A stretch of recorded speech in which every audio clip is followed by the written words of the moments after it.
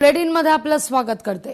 महत्वाची बातमी, जंतर मंतरवर देशभरातील हजारो युवक एकवटलेत।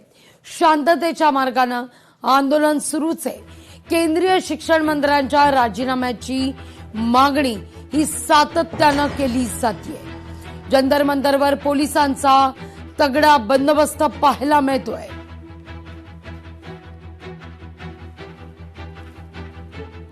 या सगळ्याविषयी अधिक माहिती घेण्याकरता थेट जाऊया आपल्या प्रतिनिधी मीनाक्षी म्हात्रे यांच्याकडे। मीनाक्षी, जंतर मंतरवर पोलिसांचा तगडा बंदोबस्त, आता एक अशी माहिती समोर येतेय, केंद्रीय शिक्षण मंत्र्यांच्या निवासस्थानाबाहेर सुद्धा बंदोबस्तात वाढ करण्यात आलेली आहे।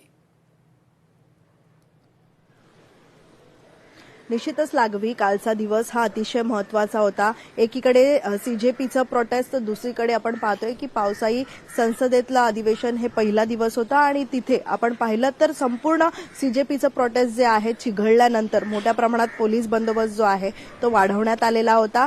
मोठ्या प्रमाणात तिथे लाठीमार देखील या सगळ्याच आंदोलनकर्त्यांना झाला। या सगळ्यामध्ये अनेक जण जखमी देखील झालेले पाहायला मिळाले, पण मात्र आंदोलन जे आहे ते शेवटपर्यंत सुरू राहिलेलं पाहायला मिळालं। एकीकडे आपण पाहतोय की वांगचूक यांची ज्या पद्धतीत एक सूचना जी आहे ती अभिजित दिपके यांना देण्यात आली होती। कुठेतरी आपण पाहतोय की 1.5 ते 2 दिवसाच्या या सगळ्याच उपोषणानंतर अभिजित दिपके यांनी देखील भूमिका घेतली आणि हे आपलं उपोषण जे आहे ते थांबवलं।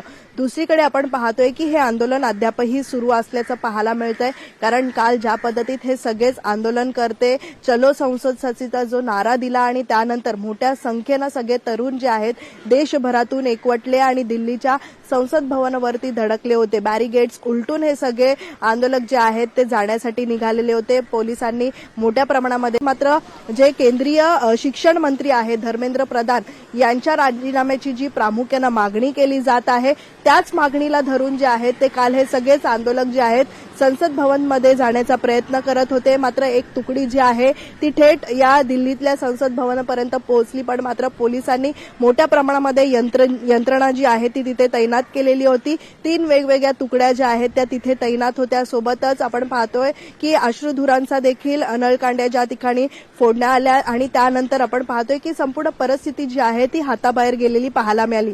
आज देखील आपण पाहिलं तर हा संपूर्ण आंदोलन जरी सुरू असला तरी मात्र देशभरातून आलेले जे तरुण आहेत, तरुण मंडळी, विद्यार्थी आहेत किंवा मग शिक्षक आहेत, हे एकवटलेले पाहायला मिळाले आणि त्यानंतर ह्या सगळ्यालाच पाठिंबा देत अनेक नेते असतील, अनेक सामाजिक कार्यकर्ते असतील, या सगळ्याविषयी जी आहे ती नाराजी व्यक्त करत आहेत। केंद्र सरकारच्या विरोधात जी आहे ती भूमिका घेताना पाहायला मिळत आहेत।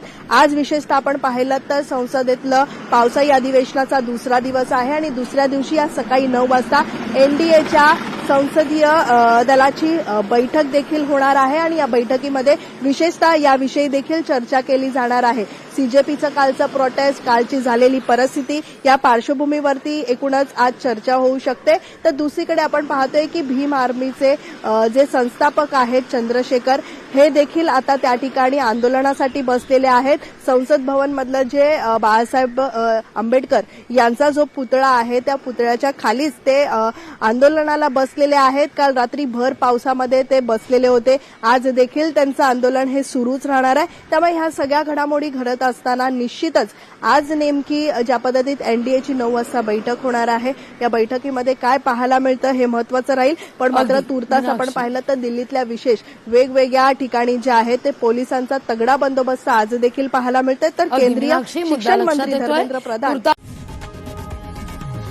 लोकशाही मराठी ऐका, पहा, जागरूक रहा।